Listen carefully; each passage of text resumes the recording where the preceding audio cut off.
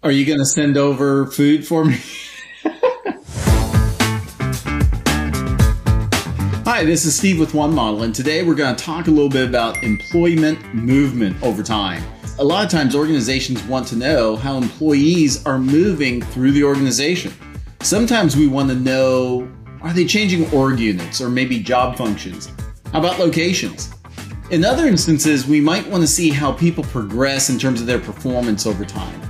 It turns out this isn't always an easy thing to look at, especially if you're manually manipulating data to prepare it for this kind of analysis. But today we'll look at how One Model makes this easier to look at and understand what's actually going on. So here's one way that we can visualize movement. It's called the Sankey diagram. And in this instance, I'm plotting out on the left side folks who have started in engineering, in the org unit of engineering, and as time progressed through 2023, where did they move to other organizational units? So as we can see, we have a lot of engineers at the start. Many of them stayed in engineering, but some went over to administration, some to finance, some to product management, and so forth. And we can mouse over and get values of how many people actually fell into these different movement categories.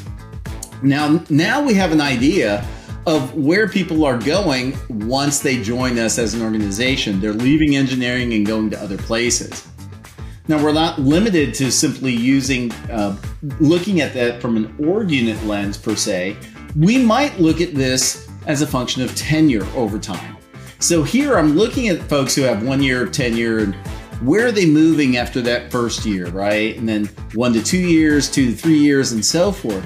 And you can see that it appears that around this time frame, somewhere between 5 and 10 years, 5 and 15 years of tenure, the engineering people are maybe just getting bored or something like that, and they're moving to other org units. They're saying, hey, I need a change of pace. Now, in this case, we're not tracking individuals through the process. We're just kind of taking a snapshot point in time, and wherever people were at that point in time when the data were collected, that's what we're visualizing here. And that's fine, but it gives us an idea of where in their career cycle engineers are likely to bail out, if you will. So another way that we might look at talent movement is by segmenting our employees into groups like less than 5 years of tenure, more than 5 years of tenure. Maybe we want to understand how tenure relates with where folks are moving. And here we see a graphic where what I've done is I've created a Sankey where I've filtered the data so that I have folks with 5 years or less of tenure here, and we see what they're doing. Most of them are staying within engineering. Some are going off into other groups. But then when I go over here and I look on the right side to employees who have more than 5 years of tenure, the flow pattern is markedly different. As you can see, only a handful of the engineers are staying in engineering, but they tend to be breaking off into other groups in larger numbers relative to what we saw with the lower tenure group. So another thing that we might look at is how folks move in terms of location, maybe from region to region or office to office. This might be especially interesting to those individuals who are working through the return to office phase that we're currently in following COVID. For example, we might look at return to office data by organizational unit or something of that nature and see where we're seeing more movement back into the office. Now, another thing that is very interesting with One Model is that we can actually drill in and get more details about a particular flow pattern that's going on. Maybe I really want to see a list of those persons who were in Asia Pacific and now are moving to North America. I click on that and I can generate a list of who those persons are. And then if I need to, I can export that out to a flat file via CSV. So it makes it really convenient to identify exactly who is moving where, create lists, and you can even distribute those lists to leadership as appropriate.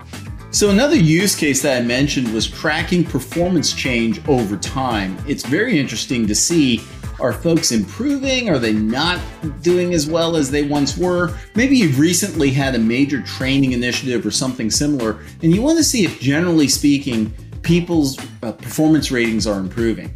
A Sankey is another way that we can visualize that.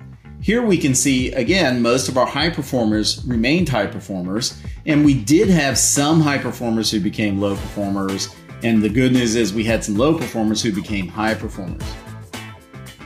Once again, with One Model, we can drill into this data and actually get a list of, in this case, the people who did the miraculous change from low performance rating to high performance rating in the following year. We can export this data to CSV. You can distribute it to individuals who need to know. Very powerful tool.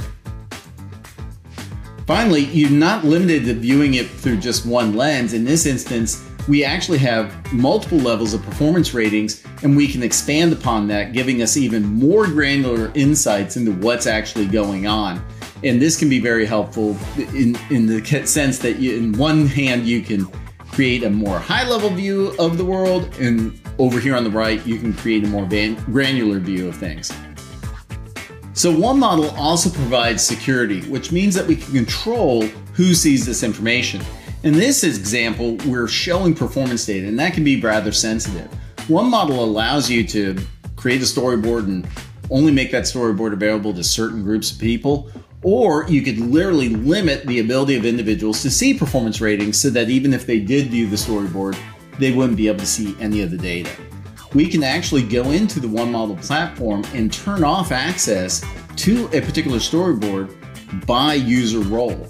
That way, folks in certain roles would not be able to see the performance diagrams, but persons like in HR roles or similar would be able to see those diagrams. We can also control that access to data at the metric level or the dimension level. Again, keeping individuals from being able to see things that they shouldn't be able to see. One model makes it very easy to work with visualizations. You might find the visualization on the storyboard that you really like, and you might want to save it to your own space for use later. We can do that by going to Save to our Insight library. I can select a category, so let's say I'm going to call it Insights, I'm going to call it Sankey or Movements. Now it's saved in my Insights library. I can go to another storyboard that I'm working on and add this visualization there. So, for example, I'm going to go to my Workforce Insights package, and I want to add this visualization to my People Overview tab. Click on the pencil, Add, from my Insight library, Demo Insights, Sankey Org Movements, Open Insert. Now, not only is it easy to move these visualizations from one storyboard to another, we can modify them very easily. For example, I want to make it full screen width, and we're good to go. So as you can see, One Model is a very powerful tool to help us understand very complex situations like employee movement through our organization. Whether we're looking at how employees move from one job to another, one organization to another, maybe one location to another, or even how their performance changes over time, One Model makes it simple to create visualizations that will help you explain what's going on to your business leaders. And if business leaders understand what's going on, they can make better decisions for the business. If you found this interesting and you'd like to learn more about tracking employees' movement through your organization, please reach out to us. We'd love to talk with you more. OneModel.co